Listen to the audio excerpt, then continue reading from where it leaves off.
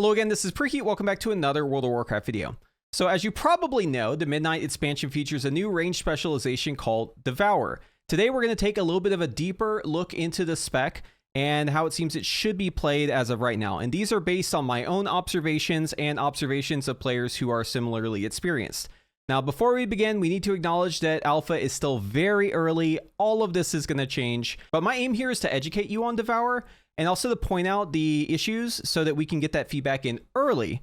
The range version of Devourer does not use Void Blade or the Hunt currently. This is the most functional version on the alpha, since the Felscarred version has a lot of talents that are work in progress.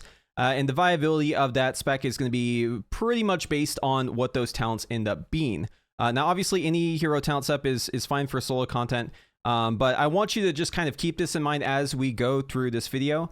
And especially as we point out issues or flaws in the design. Now, you might be wondering why you should even care about Devourer. Well, if you're used to a 25-yard range spec like Evoker, honestly kind of feels like home. In a lot of ways, it feels like a remix of Demon Hunter with all the lessons Blizzard learned from Evoker baked into it. It's super flashy and fun and very addicting. When questing, it's very easy to get caught up in the combat, and I found myself completing quests, like killing the last mob and realizing I could maybe get out one more collapsing star if I kept attacking other mobs around them. And then next thing I know, it's like 5 minutes later and I've just been grinding mobs for no reason. The quest has already been done with. And I think that's really a testament to the gameplay, because it's fun enough that you kind of get distracted from the fact that you're trying to do other stuff other than just press your damage buttons to make big numbers happen.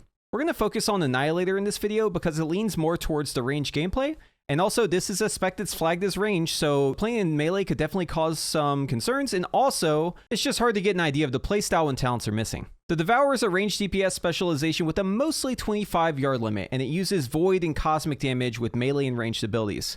This specialization will become available with the Midnight pre-patch, and there's no prerequisite or unlock requirement. On the most basic level, Devourer aims to build and spend Fury in order to generate soul fragments. Those are your two main resources. Once enough soul fragments have been gathered, you can redeem them to enter Void Metamorphosis and then spend them on Collapsing Star. Now, while in Void Metamorphosis, your aim is to maintain the form while building and spending soul fragments on Collapsing Stars, and Void Metamorphosis will consume Fury over time, and the cost of maintaining it will ramp up. Since soul fragments generally tie into the Void Metamorphosis gameplay loop, let's begin by discussing Fury and the gameplay outside of that form with a focus on the range playstyle the Annihilator leans towards. So Fury is your primary resource for Devourer. Outside of Void Metamorphosis, Fury is spent on Void Ray in order to quickly generate soul fragments. You begin combat with no Fury, so your first goal is to build it up. There are a lot of spells that generate Fury and a lot more in the talents, but the most notable example is Consume, which is your main builder ability. This can be cast while moving, and also Soul Immolation. Some of your abilities will strip soul fragments from the enemy, and then claiming those soul fragments will grant you Fury as well. We want to begin by using Soul Immolation before we enter combat. That way we can start with some Fury and also get some of those soul fragments to start popping up around us. Reap is an ability that scoops up soul fragments that are around you and deals damage to your target, and also with the Sight's Embrace talent, it generates Fury as well. Since Reap has 2 charges, this combo alone of just using Soul Immolation beforehand and then using a couple Reaps is enough generally to get us to 100 Fury, but if you're not quite there, you can obviously throw in a Consume cast. That's just your main builder. And then with that 100 Fury, we can use it on a Void Ray. And this is where we get to our first important talent, Eradicate. So Eradicate is a talent where whenever we use a Void Ray, we're going to empower our next Reap, and it's going to have this frontal cone that does a ton of cleave and AoE damage. We also have another talent that's going to refresh the cooldown on Reap whenever we use the beam. This means you can always count on using Eradicate after you use your Void Ray. Now, Void Ray is a really great way to generate soul fragments, and soul fragments give us Fury, so once we are at this point, it's very easy to maintain the gameplay of just using your beam and then throwing out a couple Reaps, and back and forth until you have enough souls for Void Metamorphosis. Keep in mind outside of combat that your soul fragments naturally regenerate. So if there's been enough time between the pulls, you're always going to have half of the 50 soul fragments required to enter your Void meta. Now, if you want more information on these abilities, be sure to check out my myWowhead article where I go into these spells in more detail. Now, we talked about entering meta and how to get soul fragments easily in your opener, but let's dive a little bit deeper into this resource. So soul fragments are these little spheres that float around the ground around you, and they pop out of you whenever you use certain abilities. You can walk over them to pick them up, or you can use Reap to vacuum them. This resource serves many purposes, but it should be thought of as the entrance fee to Void meta and also the ammunition for Collapsing Stars, which is your big hit that you do while you're in meta. Also, keep in mind, picking up soul fragments does give you Fury, and Fury is very important to maintain your Void meta form. So going back to our example, we now have enough soul fragments collected to enter Void meta. So we transform and we gain access to a free Collapsing Star with our Midnight talent, And now our goal, after we've cast that, is to refill our soul fragments and get out more collapsing stars, because every one that we cast is going to deal more damage.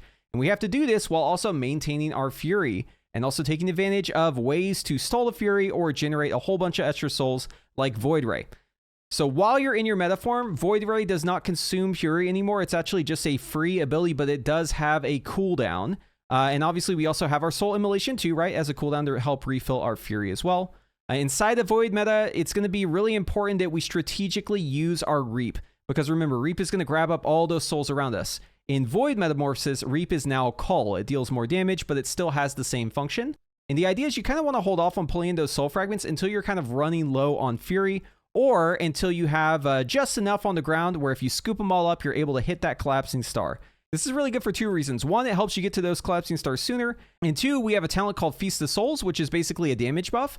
It stacks up to 20, and it's based on how many souls we grab. It doesn't last forever, though. It does have a certain amount of time, and this is a rolling buff, so we want to grab up a whole bunch of those right before we do our big hit. So inside the Void meta, your goals are use every Eradicate proc, use your cooldowns on cooldown, use as many collapsing stars as you can, maintain your fury, use those culls whenever your fury is low or whenever you're just in range to get that collapsing star out. And if you have nothing better to do, just spam your Devour, which is consume inside the Void meta. Do this for as long as you can, and then once you exit your Void meta, you're just going to try to build it back up by using your abilities that generate those soul fragments and build your fury. Now, you may notice that I haven't really mentioned Void Blade or the Hunt, and that is because those abilities are more geared towards Felscard. You actually don't have to use those melee abilities if you don't want to, assuming that you don't build around them, and this means you can just stay at range, which is nice and cozy. Now, obviously, if you like those abilities, then feel free to opt into them by picking the appropriate talents. It's your playstyle. You get to choose how you want to build it. Aside from constant uptime and cooldown usage, knowing when to cull in your meta is going to be the biggest point of skill expression for this spec, and also makes for a huge difference in your ability to get out a normal amount of collapsing stars for each Void meta. With proper play, you can maintain this form for upwards of 90 seconds, and the amount of collapsing stars you cast will vary depending on your target count, your stats, and if you get any sort of external buffs.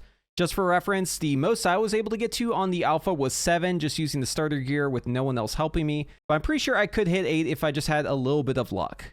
If you're one of the fortunate few who actually has access to the alpha currently and you're interested in the rotation, I have actually spun up an early version of the rotation tool on my myWowhead article. All you have to do is open the menu for early rotation tool example. And I know I'm super early with this, but if you have interest in it, it's available for you. I got you covered. When it comes to AoE, the priorities shift a bit and talent choices become a bit murky. The Eradicate talent heavily incentivizes us to actually stay out of Void Metamorphosis because that means we get more Void Rays out. Due to the damage in AoE that Void Ray does and Eradicate does, it seems best to limit your time in this form. You can choose to cancel the Void meta right after you use your Collapsing Star, or you can just avoid it entirely. There are many talents that could incentivize us to stay in Void meta in AoE, especially for Felscard once those missing talents are added, but currently it's really hard to say for certain if Void meta is worth staying in. Eradicate seems to really point us in the direction of avoiding it. Eradicate and the added cooldown of Void Ray really does pose a conflict, since a lot of what you do inside of Void meta is just going to be single target aside from Collapsing Star. It's just generally geared more towards single target. This strangeness is one of my biggest points of feedback currently. There's a lot of stuff for Felscard that makes it kind of work. Void Blade turns into Pierce the Veil, the Hunt turns into Predator's Wake, and Hungering Slash turns into Reaping Toll. These are all your abilities, and they're giga amped during your Void Metamorphosis. But even if Felscard has an answer to this, and has a reason for us to stay in that form, I do think that Annihilator needs something. It could even be something as simple as making your main builder Devourer do some form of cleave. Aside from consistently high damage and single target cleave in AoE, Devourer brings more to the table, so let's discuss movement, utility, and defensives. Demon Hunters are kind of known for their mobility, and Devourer is very slick with its movement. Range-focused Devourers are going to be zipping around the battlefield with shift charges and are hypermobile because most of their abilities can be used on the move. The gameplay for Melee Devourer has stunts baked in with quick dashes in the melee, and then a Hungering Slash combo and a Vengeful Retreat backflip out. Most of your abilities as Devourer are either instant cast or can be cast while on the move, with the notable exceptions being Collapsing Star and your Void Ray ability. And Void Ray does stick you to the ground whenever you use it, so be careful with that one. One point of frustration I currently have with the melee version of Devourer is that whenever you use Vengeful Retreat, it has a habit of taking you slightly out of range. Nothing is more annoying than zipping in, doing a slick combo, and backflipping out, and then having your cast cancel because you're out of range. And I've seen this feedback everywhere, so hopefully they address it. Demon Hunter Glide is also very powerful at midnight with this new Wings of Wrath talent, which increases your glide speed by 40%. Also keep in mind, Mastery increases your movement speed. Here's a comparison of the move speed with and without the talent versus being on your mount, and as you can see, it's pretty much the same as a ground mount. So in order for a ground mount to win out, it'd have to be at least 1.5 seconds faster since there's a cast time to get on your mount. When it comes to defensives, Devourer is a spec that relies a lot on its passive healing and avoidance, more so than active mitigation. This is a spec that feels very squishy overall, but it does have tools that can help you combat this. Much of its self-healing comes in the form of Leech, and you also have passive healing coming in from those soul fragments as well. Each one heals you for about 1% of your health.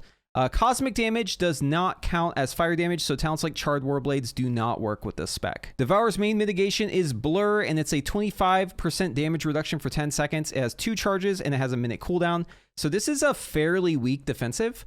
There's no sort of immunity anymore, and you don't have any sort of heavy defensive, so you have to be a little bit careful with taking damage. You do have a lot of passive damage reduction in your talents, so stuff like 6% increased max health, 6% reduced magic damage taken. Your hero talent for Annihilator also gives you damage reduction based on your Void Fall, so that's going to be up to 6% additional damage reduction. You also get a damage reduction with the talent whenever you interrupt a spell. And a new choice talent also makes our soul immolation remove either a disease or a curse every 30 seconds whenever we use that. Blur can feel a bit lacking, but other tools can help us survive. So Sunder, for example, is a 1-minute cooldown, and it can deal up to 25% of our missing health and damage to the target, and also heals us for half of the health we're missing. Now, this spell is high risk, high reward by nature because you kind of want to use it when you're on the brink of death. And it is satisfying when you get it off, but it does require good timing or else you're just going to die. Sunder also competes with damage nodes, so it comes at a pretty hefty price. Devourer has all the utility of Demon Hunter with a little bit extra on top. And Demon Hunter has one of the best group defensives in the form of Darkness. Darkness can have a 3-minute cooldown, and it is 100% damage avoidance for the players that stand within it for up to 8 seconds. In Raid, it's only a 15% chance to proc, but still very powerful. Demon Hunter, of course, also has Chaos Brand, which increases the magic damage taken by enemies, and it also has a ton of stops. So you've got your Void Nova, which is an AoE stun. You've got your Sigil of Misery, which is a disorient, and can be used to skip mobs. We have our Imprison, which is a single target stop. And we also have Consume Magic to remove magic effects from our enemies. Devourer also has access to a melee interrupt, so that means it has a short cooldown, but whenever you spec Devourer, you actually have talents to increase its range up to 35 yards. I feel like it's also important to mention that Devourer does have Funnel. So we mentioned before that if you're playing strictly for AoE, you might shorten your Void Metamorphosis or avoid it entirely, but if you're just kind of dealing single target to a priority mob and there just so happen to be enemies around them, you can enjoy increased damage because the more enemies you hit with your Void Ray, the more Fury and Soul Fragments you're going to get. On the target dummies on the alpha, it's around a 15% damage increase according to logs. The value here is heavily dependent on your talents, but the potential is definitely there for this to be a nice funnel spec, and that's kind of something the Demon Hunters are known for. So in conclusion, I expect the Demon Hunter to be locked in for most groups pushing the highest content due to the strong interrupt, the abundant stops, the defensive power of Darkness, the damage gain of Chaos Brand. It's going to be interesting to see which flavor of Demon Hunter will be preferred, but that is more of a tuning question, and I don't have a crystal ball today. Of all the specs I've tested in the Midnight Alpha, Devourer is by far my favorite. The look and feel of the spec are exceptional, and the things this spec can do when it comes to utility and movement are honestly shocking, given the overall pruning that most specs have gotten. There are obviously some early alpha flaws. This can be said of any spec, but I think it's gonna be a fan favorite once more people get a chance at it. One concern I have for the spec is that it seems to be flagged as ranged, which could pose problems for the Felscarred melee builds. I still have a lot to say about Devourer, but that's gonna have to wait for next time. So if you like this video, be sure to give it a thumbs up, and if you want to see more of my content, be sure to subscribe to the channel and ring that notification bell, and hopefully I see you in the next one. Also, between us, please leave a nice comment on the WowHead article. Thank you.